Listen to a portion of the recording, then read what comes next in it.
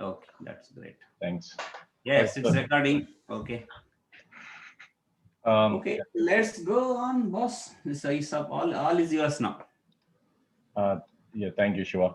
Um, so you might have seen on my social media about this atomic habit session that I've given to my staff. We have a monthly activity called equip session. So part of this, it was my turn this time. So I was wondering what to do. Um, After many years, actually, I've taken 10 days of vacation during the Christmas break. And we actually play, we have a tradition in our company where we play the Secret Santa game. And part of that Secret Santa, someone has presented me with this book called Atomic Habits. And this Hmm. actually, this book was on my to-do list for a very long time. And you may ask me why. Maybe because the internet pressure, maybe because I read so many reviews about this book over the last year. So what I did was I went ahead and I studied this book, and I was, let me tell you that I was completely blown away by the wisdom, tips, tricks, whatever the author has provided in this book. And his name is James Clear. He is considered to be the world's renowned habits expert. It took 12 years to write his first book, and it sold more than 3 million copies within the first year of releasing the book. So during next 50 minutes or so, what I'm going to do is I'm going to give you a detour of this book called Atomic Habits by James Clear. And I'm very sure that if you pay attention and if you listen to it with an open mind, and if you at least think that you will give an honest attempt to try some of these concepts, and I can promise you that it will have some impact on your life. So you would really be glad that you are part of this meeting, and you heard learn some of these concepts from, not from me, because this is not my content, and I'm telling you it's world's best content. And the fact that the book was rated number one on all charts since last 1 year itself says that it has something in it. But let me I don't begin any meeting without talking about John C. Maxwell.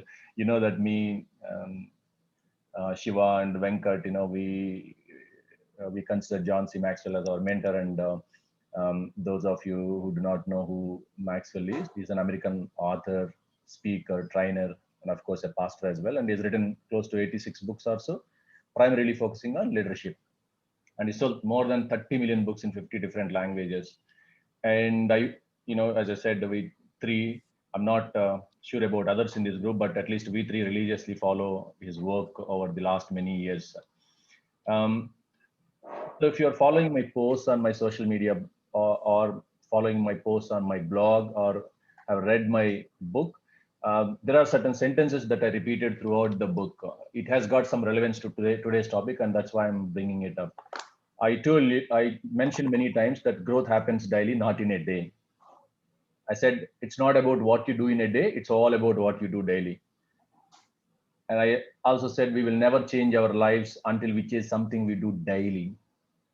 We overestimate what we can do in a day and underestimate what we can do in several days. So you see a theme there. I'm saying that growth doesn't happen in a day, it happens daily, right? So there's a daily concept there. We overestimate what we can do in a day, underestimate what we can do in several days, right? And also Maxwell says that either you pay now and play later, or play now and pay later. No matter what, life would definitely expect you to pay.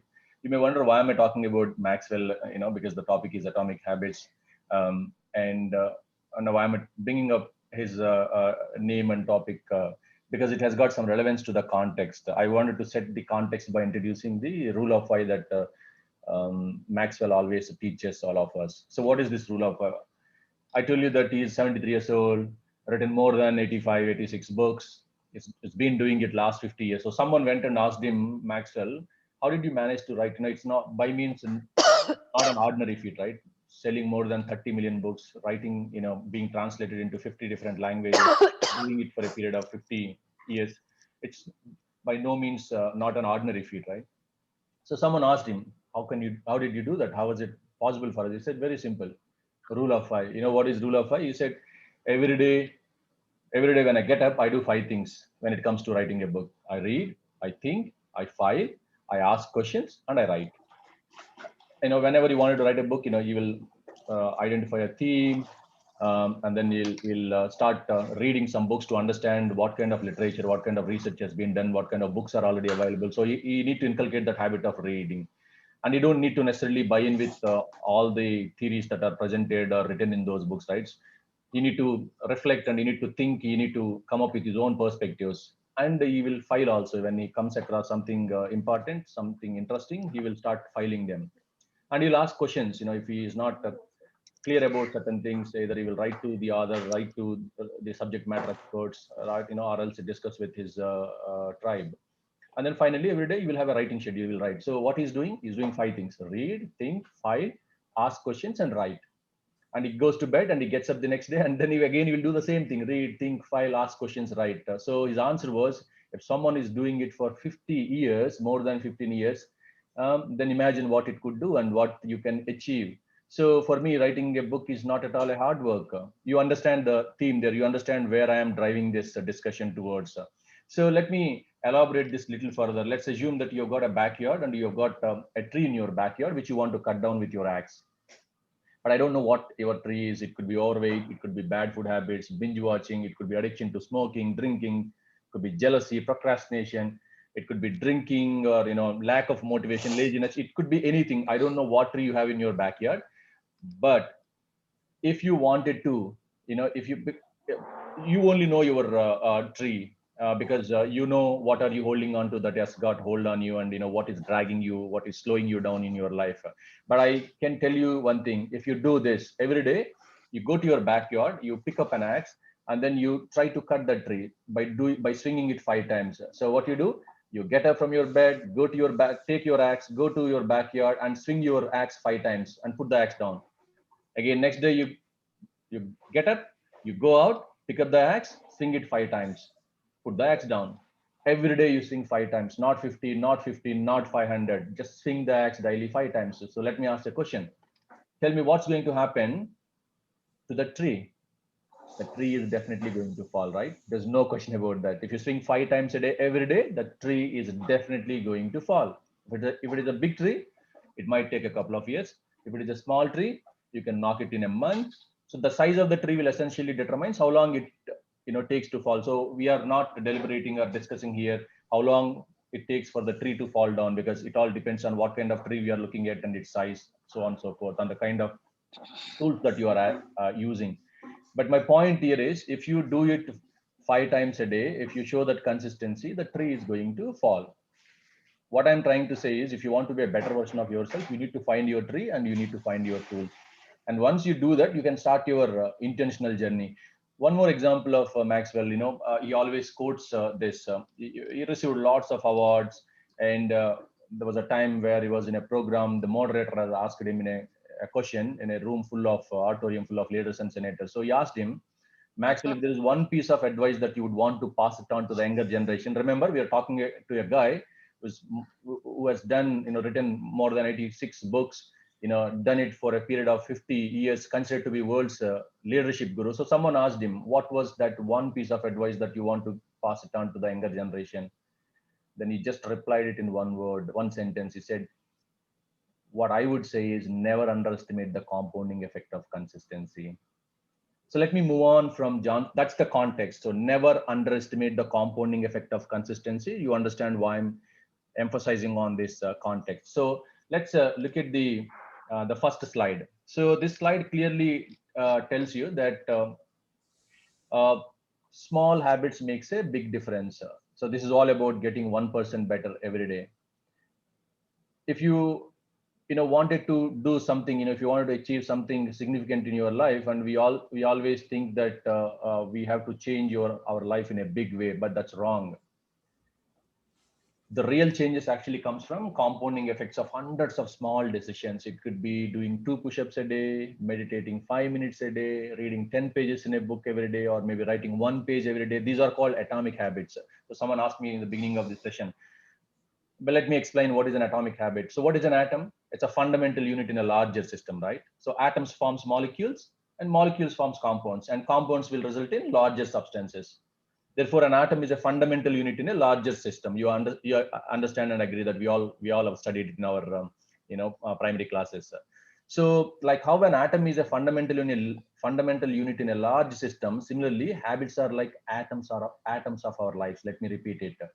Like how atom is a fundamental unit in a larger system, Habits are like the atoms of our lives. So the essence of this entire book, Atomic Habits, is that if you make small and easy changes, and if you layer them on top of one another like units in a larger system, you can get powerful results. So that's the essence of this book. If you look at the graph, so what are we looking at? If you get 1% better each day for 1 year, you will end up 37 times better. So you see that 1.01 to the power of 365, it results 37 percentage. Conversely, if you get 1% worst every day, you will decline nearly down to zero. That's 0.99 to the power of 365. Very, very powerful thought out there. So when you see this graph, after seeing, looking at that graph and those numbers, if I were you, I wouldn't have an iota of doubt believing that our life's quality depends on our habits quality. With the same habits, you'll end up with the same results. Let me repeat that again. With the same habits, you will end up with same results. But with better habits, anything is possible. So I'm not sure how much of exposure you have towards the sporting world. There's a team called Team Sky. So what is Team Sky? Team Sky is the Great Britain's professional cycling team. And until 2010, the British cyclists, they have never won an Olympic medal, or they have never won Tour de France. I don't know whether you know Tour de France. It's an annual men's multiple stage bicycle race conducted in France. That's when the British government, they recruited a gentleman by name Dave Brailsford as the performance coach of that team. And what is the specialty of this guy? This guy, Mr. Dave Brailsford, he believed in the philosophy of searching tiny margin of improvements in everything he does. He broke down everything that goes into riding a bike, whether directly or indirectly.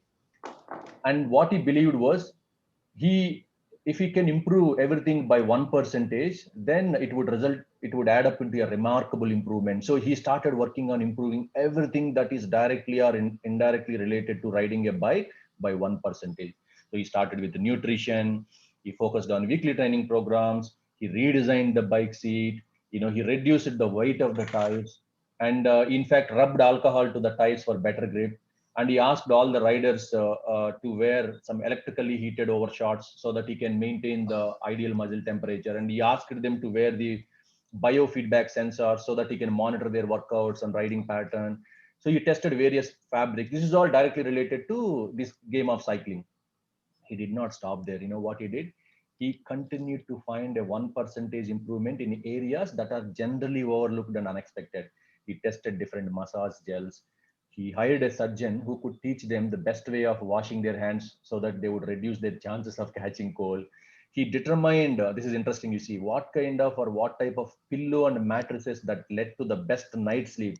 And he asked them to carry those pillows and mattresses wherever they go. And he painted the truck with the white color so that everyone notices the dust, because you should not have any kind of dust on your bicycles, especially race bicycles. So the list goes on and on. What I'm trying to say is, he believed that if he could successfully execute this strategy, if he could get 1% gain in every area that is directly related to that game, then he thought Team Sky could win a position within 5 years. But he's wrong. Team Sky won Tour de France in 2 years. In 2012, they won Tour de France. And in 2012 Olympic Games, the British cycling team has won 70% of the gold medals available. In 2030, again, they won Team Tour de France with a different rider. This team has got the most successful run in the modern cycling history. So now let me ask the important question. What can we learn from Brailsford's approach? I told in the beginning, John Maxwell said we overestimate what we can do in one day and underestimate what we can do in several days. Dave Brailsford is telling us, we overestimate the importance of one defining moment and underestimate the value of making better decisions on a daily basis. Right? We think massive success requires massive action. That's a trash. This is one thing that if you're investing 1 hour time and attending this, there are certain points that I wanted to highlight. Please make sure that they will be registered in your brain. Massive success doesn't require massive action. You need to start working on 1% improvement on every area that is directly or indirectly related to whatever you are trying to achieve. It could be losing weight, building your business, writing a book, winning a championship. Don't pressure yourself to make some earth-shattering improvements. It is not possible, but rather you have to work on making yourself 1% better every day. Why? Because you'll become 37% better, 37 times better by the end of the year. And this is what he calls it as the aggregation of marginal gains. So the aggregation of marginal gains is nothing but focusing on making small improvements in different areas, or that over time in aggregation will result in much bigger gains. So I'll tell you the human tendency, and then I've experienced it myself. Uh, you want to become a millionaire, so you'll start saving little money now. But the problem is, even if you start saving little money, you are still not a millionaire. And you wanted to get into shape. You start going to gym. So if you start going to gym, you are still out of shape. And if you start playing the piano, you are still not a musician, right? Why? Because the transformation always slow. As a result, because the transformation is slow and we wanted to see quick results and we can't see it, we fall prey to bad habits. I'll tell you the opposite, the counterintuitive fact as well. Let's say that you eat one unhealthy meal today, the scale doesn't move much. If you do not go to gym one day, nothing happens. If you work hard this week and maybe you went home late, or maybe you did that couple of days, your family will still forgive you. But what happens if you keep doing these errors repeatedly, 1% errors every day? It accumulates, right? So you have to understand that whether it is a good habit or bad habit, it starts accumulating. So you should not think of doing things in a big way. You should start focusing on doing it on 1% every day. It seems if a flight wanted to go from Los Angeles to New York, and if it gets deviated its path by just 1 degree at the time of takeoff, it goes and it gets landed in Washington, it seems, which is hundreds of miles apart. That's why in this book, James Clear says, this is my favorite. He says, you should be far more worried about your current trajectory than with your current results. You may not be getting results now. Don't worry about it. Are you on the right trajectory? Are you doing the necessary things so that you can keep on improving it by 1% every day? That's what he says. And he says that, our outcomes are lagging measure of our habits. Um, your bank balance is a lagging measure of your financial habit. Your weight is a lagging measure of your eating habits. Your knowledge is a lagging measure of your reading habits. Your clutter is a lagging measure of your cleaning habits. So what it teaches us from this aggregation of marginal gains, or 1% better everyday concept: good habits make time your friend, and bad habits make time your enemy. Moving on. Um, so let's look at this. Why is it hard to build habits? He talks about the plateau of latent potential. So whenever you start building a new habit, this is what you think. You think that if you see my mouse, you think that this is how, with respect to time, you expect the results on y-axis, time on x-axis, and you expect that it is linear, but that's not the case. In reality, this is what you think should happen. This straight line is what you think it should happen. But in reality, what actually happens is this line. And this area is called valley of disappointment, right? And many of us, as I said, transformation is slow. Many of us, we, during that phase of valley of disappointment, we quit that habit. Let me give you one example which we all know. Ice cube. We know that ice cube melts at 0 degrees, which is 32 degrees Fahrenheit, right? Let's assume that we are in a very cold room, and the room temperature is 25 degrees, and you keep a ice cube on a table. Let's start increasing the room temperature. What would happen? You move from 26 to 27 to 28 to 29 to 30, 31. Still nothing happens, right? You are increasing it by 1 degree Fahrenheit temperature, but nothing has happened to the ice cube. But the moment you change the dial from 31 to 32 degrees Fahrenheit, what would happen? Ice begins to melt. 1 degree Fahrenheit shift, which is seemingly no impact before, now it has unlocked a huge change. Therefore, what do we need to understand here? Breakthrough movements are often the results of many previous actions. So if you look at it, the world, when you are moving on this line, so if you look at the graph here, until you reach this point, the world will not see anything. People would think that you became overnight success at this point, but actually what happened? All the previous actions that you are taking, they have built up the required potential, which got unleashed with a big change at that particular point of time. I'll give you two lifetime real time examples. So think of cancer cells. They can spend 80% of their life undetectable in our body, and they just need 1 month to take down our body completely, right?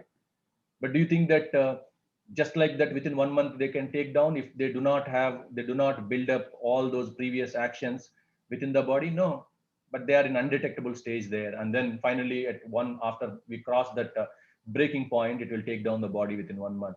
You look at Chinese bamboo tree.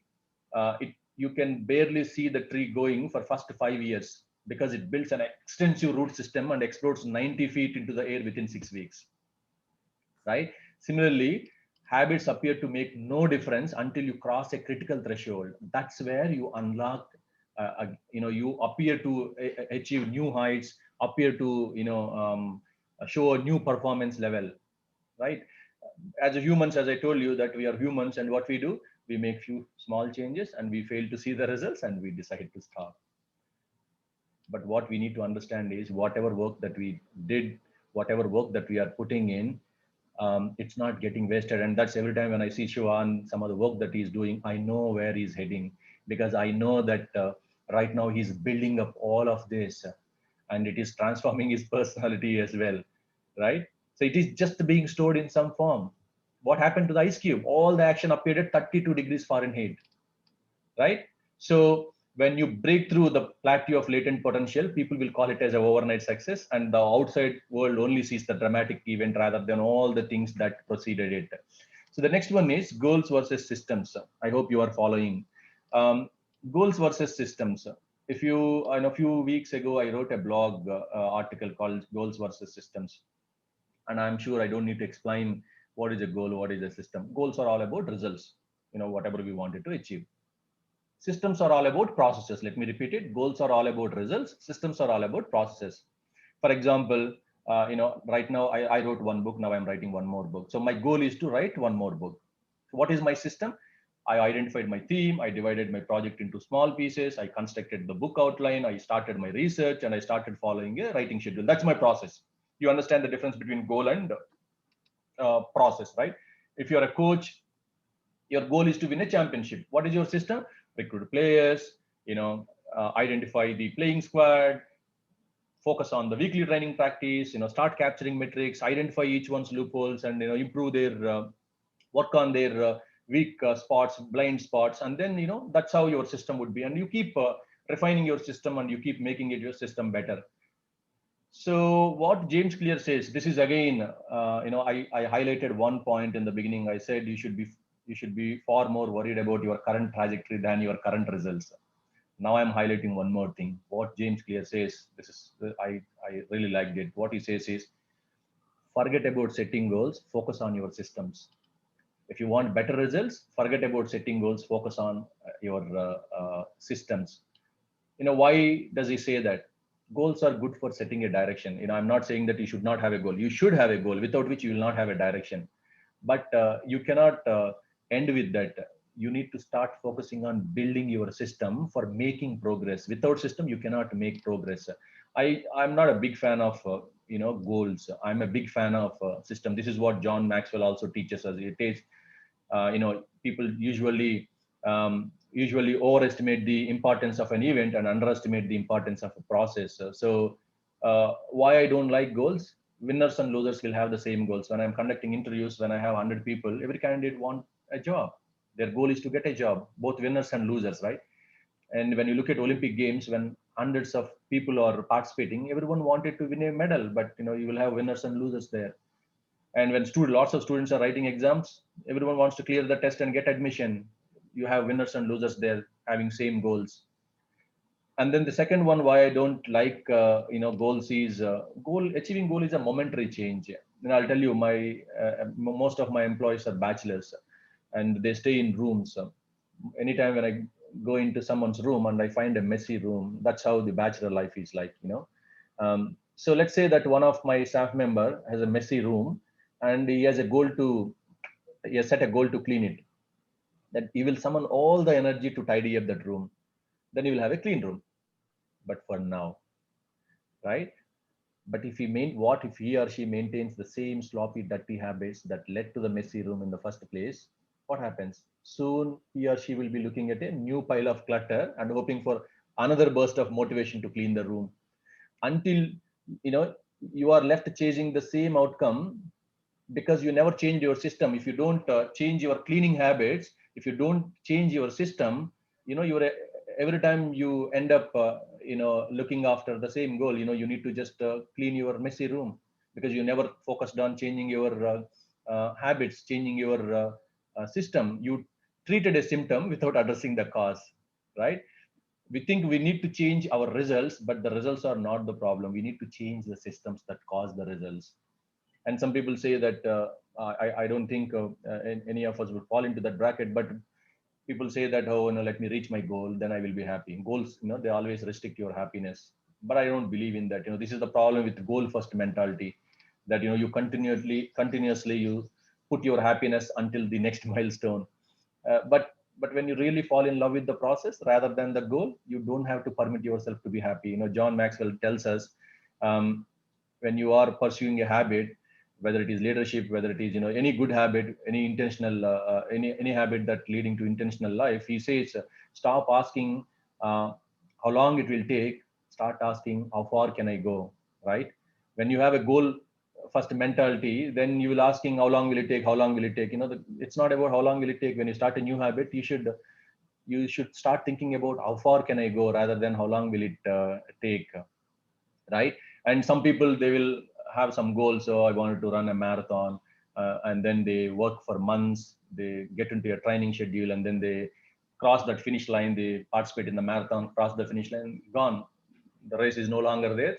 So there's no motivation. So what James Clear says here is, if you understand now whatever I said, the difference between goals and systems, and I told you that goals are required for direction, setting direction, but to make progress, you need systems. And what James Clear says is, you do not rise to the level of your goals, you fall to the level of your systems. Let me repeat it again. I don't know, this is pure gold. I don't know how many of you are really understanding the essence of it. He's telling, you do not rise to the level of your goals, you fall to the level of your systems.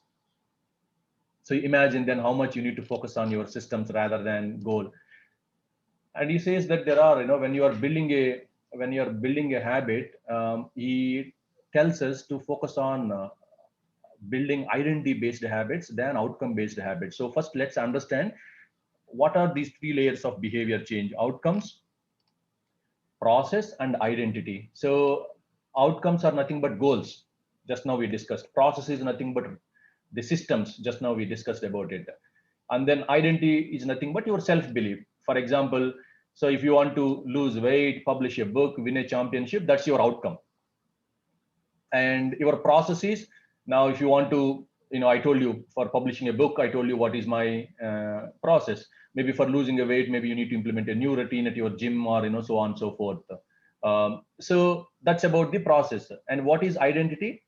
It's your beliefs, it's your self-image, what you think of yourself, what you think of others, right? So if I have to put it in a different way, outcomes are about what you get. Am I right? That's goals, right? Our outcomes are about what you get. Processes are about what you do. That's the system. And identity is about what you believe. So let me decode it further for you. Let's say there are two people who try to quit smoking or drinking. Let's say smoking. So when I go and offer smoke to the first person says, no, thank you, I'm trying to quit. What did he say? No, thank you, I'm trying to quit. It sounds like a reasonable response. But this person still believes that he is a smoker and is trying to be something else. And let me go to the second person and I will go and offer him a smoke. And he says, no, thank you, I am not a smoker. There is a world of difference. When you look at the statement, a very small difference in statement, but when you look at the impact of it, there's a world of difference. What the second person is signaling is, he's telling that he's signaling a difference in his identity. And for the second person, smoking is not part of his current life. Smoking is part of his former life. You understand?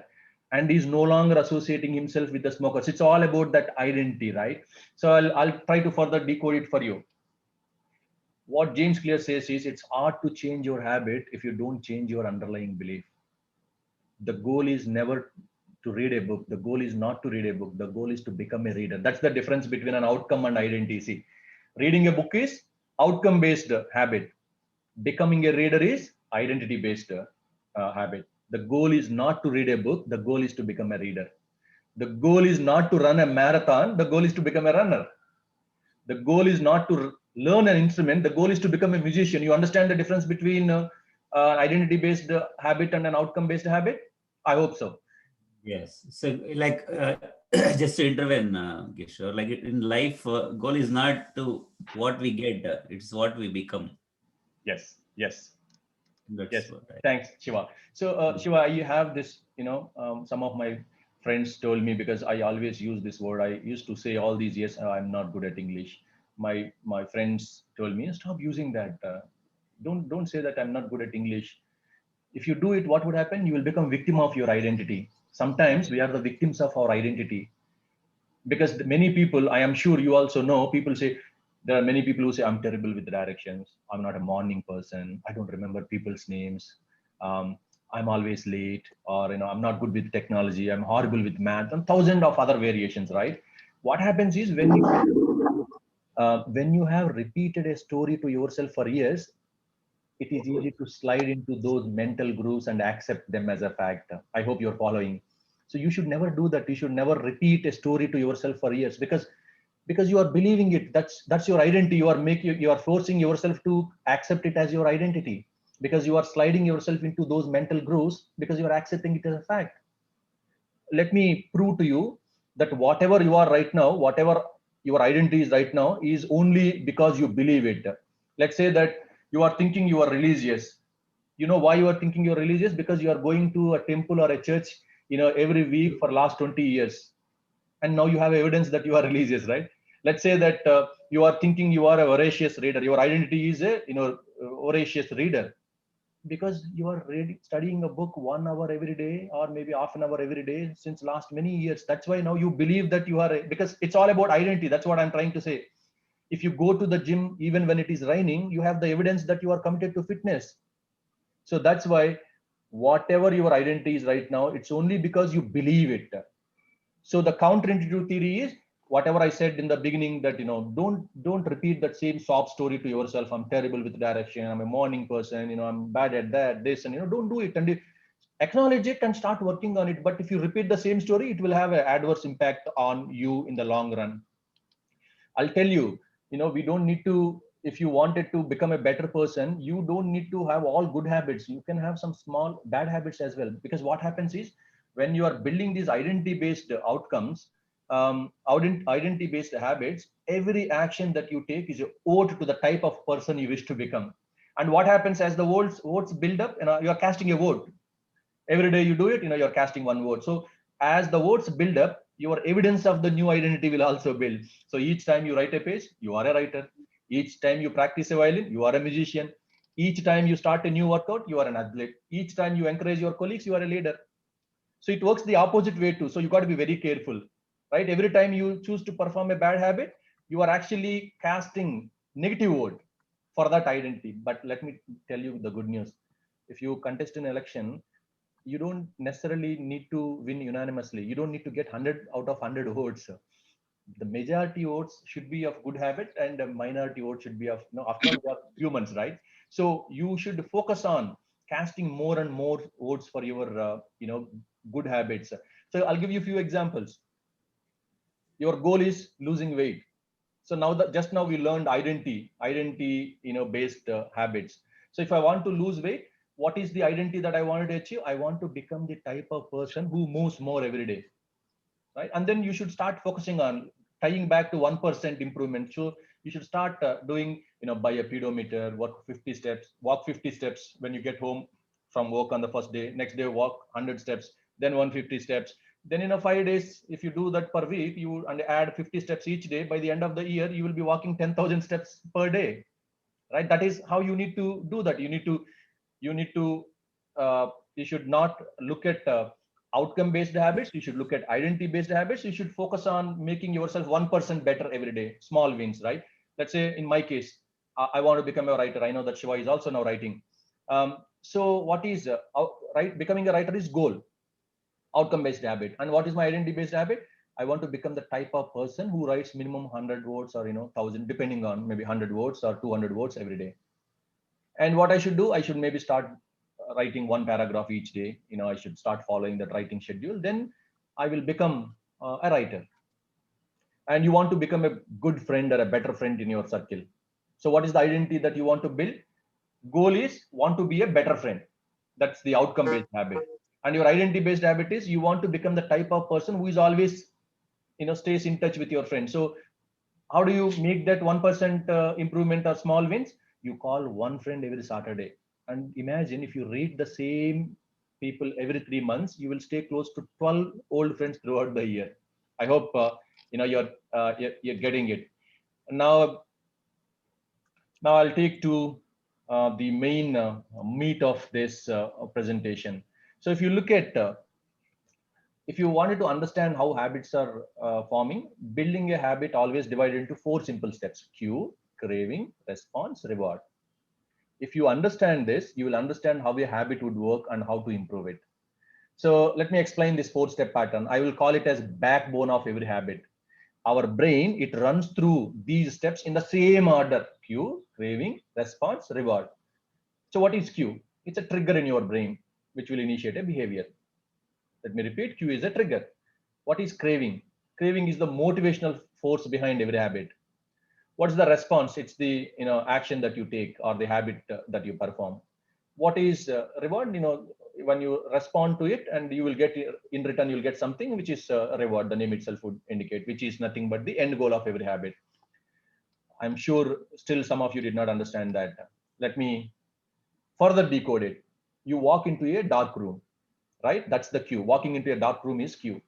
Then immediately what happens when you walk into a dark room? A trigger would happen that you walked into a dark room. Then what is your craving? Your craving is you want to be able to see. And what is your response? You will simply flip the light switch. And what is the reward? You satisfied your craving to see, right? One more example. Let's say that you are sitting right next to your phone. Your phone buzzes with a text message. That's the cue, because trigger, cue is nothing but trigger, right? So your phone buzzing is nothing but your trigger. Now, what is your craving? You want to read and see the contents of this message. That's the craving, cue, craving. Then what do? You grab your phone and read the text. That's the response. And then what's the reward? Depending on, basically you are satisfying your craving to read the message, but your reward depends on what is there in that message. Good message, bad message, neutral, whatever it is. I hope you are understanding that. So the rest of the book, I've got just 4 slides. The rest of the book, because I compiled this entire book into 10 slides. Remember, the book is 250 pages, and these four laws that I'm going to explain, it's 200 pages. By no means I can do justification. I will simply try to give some highlights of each law. I will explain what each law is all about. And if you are someone who can buy and read the book, I would highly recommend that you buy and read the book. You will understand once I explain the priming your environment concept. You would understand how powerful this book is, and how relevant the examples that is giving. So look at the screen. He gave 4 laws, you know, to build a good habit, to break a bad habit. Look at the diagram on the left hand side. You have switch there, which is cue, which is trigger, and your motivational force is your craving. How you respond is your response, and what you get is your reward. So 1, 2, 3, 4. Now, very simple. What he's telling is, if you want to build a good habit, make the cue obvious, make your response, make your craving attractive, make your response easy, make your reward satisfying. I repeat, if you want to build a good habit, I'll explain what they are in a simple language. If you want to build a good habit, you need to make your cue, the trigger, obvious. And you want to make your craving, your response, your motivational force attractive. And your craving attractive, and you need to make your response easy, and you need to make your reward satisfying. Opposite. You want to break a bad habit, you need to make the trigger as invisible as possible. You get my point? You should make your cue invisible. You should make your cue craving unattractive. You should make your response hard. You should make your reward unsatisfying. So let's move on. I've got just other than this, I've got only 3 more slides. I'll, depending on the time, I'll try and see what I can explain. So when you look at this slide, it talks about a couple of them, couple of concepts. He spoke about habit scoreboards. You can see it in 1.1. He's talking about implementation intentions in 1.2. He's talking about habit stacking, and he's talking about priming your environment, designing your environment. So what is habit scoreboard? what James Clear says is any behavioral change will always starts with awareness. So you need to be aware of your habits before you can change them. If you don't know your habits, you cannot classify them as good or bad. If you can't classify them, you can't change them. So you will continue to be the same person because you're not changed anything, right? So your results would not change. The way that you are last year, the same way you will be this year, the same way you'll be next year as well, because you did not increase your awareness, you did not change anything. So what he says is, prepare a habit scoreboard. It's very simple. It's a simple exercise. You can take a pen and paper. All that you need to do is, make a list of your daily habits. Write everything, wake. It could be as simple as minute as wake up, turn up the alarm, check my phone, go to the bathroom, spend time with my phone in bathroom for 15 minutes, weigh myself, take a shower, right? Brush my teeth, floss my teeth, put on deodorant, get dressed, make a cup of tea, write everything that you do, all the habits. Then what you do, if it is a good habit, put plus next to it. If it is a bad habit, put minus next to it. If it is a neutral habit, put equal against it. Then once you create this habit scoreboard, you don't need to change anything first. The goal is to notice what is actually going on in your life. That's what he says. You to observe your thoughts, your actions, and with judgment and internal criticism over a period of time, you can decide what is good habit, what is bad habit, and then you can start working on. First, you should acknowledge them, and you should start working on changing those habits. What is implementation intention? What he says is, this is very interesting, and the book is all about the scientific studies from carried out by different universities. What he says is, um, the best way to start a new habit is you have to give your habit time and space to live in this world. Let me repeat it. The best, if you are wanting to start a new habit, you need to give your habit time and space to live in this world. Hundreds of studies have shown that the implementation intentions are effective for sticking to our goals. Many people think that they lack motivation, but in fact what they lack is clarity. What do I mean by this giving time and space?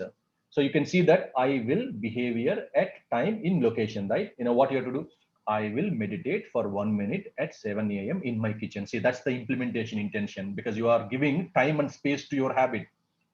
I will make my wife a cup of coffee at 7 a.m. every Saturday morning in the kitchen, something like that. I will exercise for 1 hour at 5 p.m. in my balcony. So that's what, implementation intention. I'm not going into the studies. You can read the book and see for yourself. What he says is, the goal is to make time and location so obvious that with enough repetition, you get the urge to do the right thing at right time, even if you can't say why. So that's what he says, and he proved it with lots of examples. Habit stacking. What is habit stacking? What he says is, you are good at, you have got some good habits, let's say, and you do it every day, but you're also trying to build new habits. What he says is, one of the best way to build a new habit is to identify the current habit that you are already doing each day, stack your new behavior on the top of it. That's called habit stacking. I hope I'm clear. The best way to build a new habit is identify a current habit which you are already doing each day, and then stack your new behavior on the top of that. I'll give you an example. Let's say that um, uh, so I'm a Telugu. I read the newspaper. I have this habit since my childhood, from fifth standard, sixth standard, because my father was a postmaster in a village, and the panchayat used to drop a paper at my house because it's a post office. People come there, and then I started learning it from my fifth grade or sixth grade, and even till today, without reading it, I cannot. I feel like something is missing in my life. Let's say that I wanted to meditate for 5 minutes. Now, what's my current habit? Reading newspaper. Then I will say, I will read my newspaper, or I will meditate for 5 minutes before reading my newspaper. You get my point? So you understand, I'm leaving it to your imagination. So if you understand the concept, then you can do it. And you also need to have some game plan for small actions. For example, some people say that whenever I see a set of stairs, I will take them instead of using lift. Or whenever I walk into a party, I will introduce myself to someone whom I don't know. Or whenever I want to buy anything more than 5,000 rupees, I will wait for a day before purchasing. You should have these game plans, and it changes from person to person. All that I'm trying to say is, there are certain concepts which we can develop in our own life based on our personality, our needs. You can start doing it. Now I'm giving you the highlight of this session, which is priming the environment. We are talking about Q, right? We're talking about first law. making it obvious. What he says is, if you want to, priming your environment is actually the key factor in building new habits. um, what examples has he given? He says it's not easy to practice the guitar when it is tucked away in the closet, right? It's not easy to read a book when the bookshelf is in the corner of the guest room. If you want to practice guitar more frequently, what do you need to do? You need to place the guitar stand in the middle of the living room. Let's say that you want to drink more water, you're not drinking it. Then what you need to do, you need to fill up water bottles each morning and place them in different common locations around the house. Then obviously wherever you go, your cue is obvious. Your trigger, every time you look at it, the trigger would happen. Then you would, the remaining three actions, there are likely chances that they would follow. I'm not saying they must follow, they would follow, but there are likely chances, right? So what I'm trying to say is, if you, not me, James Clear, what he's trying to say is, if you want to make habit a big part of your life, you need to make the cue a big part of your environment. Some more examples. Let's say that we're all working from home, right? Let's say you can't seem to get any work done, leave your phone in another room for a few hours. Or else, if you continuously feel like you are worth nothing, stop following social media. And if you're wasting too much time watching television, move the TV out of your main hall or bedroom, or unplug it after each use, and only plug it back when you can say out loud the name of the program that you want to watch. I'll give you one more, because after I gave this session in office, my wife also works for the same company, and she started following it to tease me because I have this bad habit. So what she's doing is, I told her during the meeting that either if you are wasting too much time watching television, either you move that after every use, you move that TV to a different room. You may say that I can't do it because it's plugged to a wall. We have fixed arrangement. That's fine. Unplug it after each use. Then I went on saying that if you can't do both of them, at least remove the batteries out of the remote after each use, because it takes extra 10 seconds. So I'm talking about good habits, bad habits. Good habits is making it obvious, and bad habit is making it difficult, making cue obvious, making cue difficult, right? So now what happens if this is a bad habit, watching TV? Then what he's trying to tell us is, remove the batteries after every use. So what happens, every time you wanted to watch, you have to be intentional. You need to take the batteries, insert into the remote. It will take extra 10 seconds to turn it back on. You're making things difficult, right? If you're spending too much money on electronics, quit reading reviews of latest tech gear. And if you're playing too many video games, you need to unplug the console and put it in a closet after every use. So this is the power of priming the environment. Let's say that one of us wanted to draw more. We are an artist. You put more pencils, pens, notebooks, and drawing tools on the top of your desk within easy reach. And you want to, let's say that many people say that, no, I wanted to exercise, I feel like exercising, I want to go to a morning walk, I can't do it. So what he says, you know take your shoes, maybe gym bag, water bottle, or maybe your workout clothes, just put it right in front of your bed. Next day morning when you get up, that's what you see. Your cue is obvious. I'm not saying just because we see it we do it, but the chances are more, right? You want to improve your diet, then what you can do, you want to eat healthy food, you can chop off fruits and vegetables on weekends, and you pack them in a container, and you put them in a way that you can easily access them in your refrigerator, instead of tucking it to the bottom trays, or maybe the interior trays. You can put it in the front, so you can easily access them, and you ready to eat during the week. So what I'm trying to say is, the greater the friction, the less likely the habit. The other says that he is using social media apps way too much. Then he has a habit, after Saturday and Sunday, Monday morning you'll uninstall the app, and you'll only reinstall it again on Saturday morning. Or he will ask, sometimes he couldn't control his urge, and he feels like installing it middle of the week and then start using that social media apps. So he asks his secretary, change the password, don't give it to me no matter I beg, until Saturday morning. You can do lots of things, right? It's all about how to create that friction for a bad habit, and how to make that cue more visible for a good habit. So I'm moving on to the next one. The next one is make it Yeah, attractive. one thing I need to give a real time habit in my life. Initially, I used to keep this alarm, like mobile phone, something morning times next to me only all the time. So whenever it rings, I Yeah, just yeah, sit and I sleep for an hour. So then what I did, purposefully kept it in the corner of the room. So I have to get up and go there. yeah, yeah. So just to stop there, I go there and again I start continuing the day. That's a good That example. That's yeah, really good example, and I also relate with you. it Yeah, worked actually. It's working very well. yeah, yeah. So look at this one. The other one is make it attractive. So we are coming to the second one, craving part, right? It's the motivational force. So he gave a few ideas here. One is temptation building.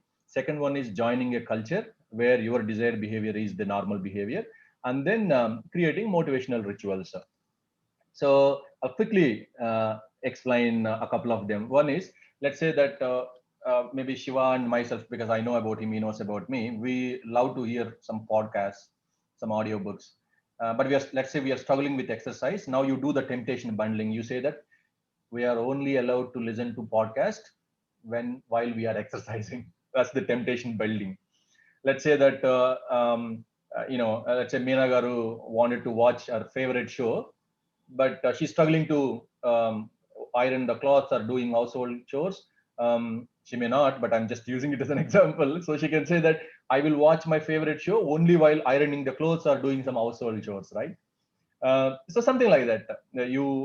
For example, if you are struggling to say every day morning, I don't know how many of us have got this habit, but every day morning when you get up, you tell God what you are grateful for, you know, and we are not doing it. But every day we take morning coffee, right? Then you put a temptation bundling. You say that unless I say one thing that I'm grateful for in my life, maybe yesterday, whatever I'm grateful for from yesterday, I don't take my morning coffee. It's about those small things. In my case, maybe I told you I read newspaper. I'll say that until I say one thing that I'm grateful for, I will not read my newspaper. So something like that, right? um, Instagram account, or maybe I keep looking at my Instagram. So I'm struggling with my exercises, so I can say that every time I pull out my phone, I'll do 10 squats. After doing 10 squats, I will open my Instagram app, something like that. It might look a bit insane, but it really works. So joining a culture, I know that we all will agree when I say that we are the average of the 5 persons that we hang out with. I hope I got it right, Shiva. We are the average of 5 people that we are surrounded with, right? Um, Yes. Yes. so, so one of the most effective thing you and I can do is, if you wanted to build a better habit, join a culture where your desired behavior is normal, and you already have something in common with that group. Now, me, uh, every time I'm taking example of me, Venkat, and Shiva, because we know each other way better than the other members in the group. I mean, at least from my side, um, and we all follow leadership. We practice leadership, we preach leadership, and that's why we are part of a culture. We are part of a group where our behavior is the expected behavior. Let me decode that for you. You are a reader. You have to you have to go and join a book club. You are a biker. You should go and join a bike club. You are a musician. You should go and join a band. You are a cyclist. You should join a cycling group. So the culture we live in determines which behaviors we attract. Whether you agree or not, we tend to imitate the habits of the family, friends, and our tribe, whom we admire. The normal behavior of the tribe often overpowers the desired behavior. Now, you go back and ask any of your friends who are struggling with smoking, struggling with the drinking. They'll tell you, when you ask them, where did you learn it? I learned it from my friends. Or, he is not a smoker, he's not a drinker. But what happens is, most of the time when you are with the crowd, we would rather be wrong with the crowd than be right by ourselves, because it takes, you can resist, you can be yourself for a long time, but when you are continuing with that tribe, when you are continuing in that culture, at some point you will give up. Because, as I said, most days we would rather be wrong with the crowd than by right ourselves. That's why you have to be very clear on which crowd that you wanted to be part of. The third one, make it easy. This is what? This is the response. You need to make your response easy. So I'll not explain all of them, but you can see he talks about priming the environment. He talks about 2-minute rule. He talks about automating your habits as well. There was a professor in University of Florida. He divided his film photography students into two groups, it seems. One is quantity group, the other one is quality group. So he called the quantity group. He asked them, you have to take as many photos as you can, and your grade will be decided on the number of photos you take. If you take 100 photos, you'll get 10 CGPA. You get 90 photos, you get 9 CGPA, and so on and so forth, right? And he called the quality group and he said, your quality group, your grade would be based on the excellence of your work. And you need to produce one photo during the entire semester. But to get a 10 CGPA, it has to be nearly perfect image. That's what he said. At the end of the term, which group do you think would have produced the best photos? I thought quality group, but I'm wrong. It's the quantity group. Why? Because throughout the semester, the quantity group were taking photos, experimenting with the composition, lighting, and testing various methods in the dark room and learning from their mistakes. Therefore, in the process of creating hundreds of photos, they honed their skills, they enhanced their skills, right? Meanwhile, the quality group, it was moving around speculating for perfection, and in the end, they had little to show for their efforts other than one mediocre photo. So this is what we need to learn. This is the problem of the humankind. We wanted to be, we wanted to be perfect. We wanted to figure out the best approach without which we will not take action. That's wrong. One of our mentor, Paul Martinelli, says, "Jump and build your wings on the way down." You need to start improvising your process, improvising your systems as you go, as you learn, right? So there's a world of difference between being in motion and taking action. So James Clear explains about, there's a chapter on this difference between motion and taking action. You want to improve your health and you want to join a gym. Going and talking to a coach in a gym is it's motion, but motion will not give you any result unless you go on a daily basis and unless you focus on improving 1% every day, right? So and 2 minute rule, what he says is, when you start a new habit, it should not take less than 2 minutes. And according to 2 minute rule, let's say that you wanted to run a marathon. If you want to run a marathon, it's very hard. Running 1 kilometer is hard for me. Walking 10,000 steps is moderately difficult for me. Walking 10 minutes, easy. And putting on my running shoes, it's very easy. So what he says is, when you start a new habit, though your goal is to run the marathon, but your gateway habit is to put on your running shoes. So what he says is, whenever you think of a habit, focus on the 2 minute rule. So you should only focus on wearing your running shoes. It's very likely once you wear the running shoes, you will start moving, right? Let's say writing a book is very hard. Writing 5,000 word article is hard. Writing 1,000 words is moderate. Writing one paragraph is easy. Therefore, my goal, my 2 minute rule should be, I need to write one sentence every day. So what he says is, to master the habit of showing up, we need to, in order to master the habit, we need to show up to grow up. So one push-up is better than not exercising. 1 minute of guitar is better than not playing at all. 1 minute of reading is better than not picking up. So it is better to do less than hope to do nothing at all. So in the interest of time, I'll just move on. I'll just move on with the next one. So what this talks about is using, the fourth one is making it satisfying, and that's for good habits. Making it unsatisfying, that is for bad habits. So he talks about use of reinforcement, and then he talks about doing nothing, and then talks about habit tracker, talks about never missing twice. So using reinforcement is, we are talking about reward, right? What is rewarded is repeated, and what is punished is avoided. If you look at this generation, maybe at least when I think of my kids, they belong to a generation which is known for instant gratification. They've got smartphones, literally, they're holding the world in their hands, and they want everything at a fast lightning speed. They want immediate results. And that's why exactly, we all fall prey to bad habits, because what happens is, if you look at whatever I explained from the beginning, I told you that transformation is very slow, right? And but nothing, whatever you are doing is not getting wasted, it is getting stored up.